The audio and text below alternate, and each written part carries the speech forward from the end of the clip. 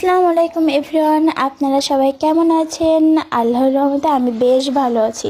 আর আজ আমি আর একটু বেশিই ভালো আছি, কারণ আজ আমাদের স্পেশাল মানুষের স্পেশাল দিন চলছে। আপনারা ভিডিও লাস্ট পর্যন্ত দেখলেই বুঝতে পারবেন যে স্পেশাল দিনটা কী ছিল এবং কার ছিল।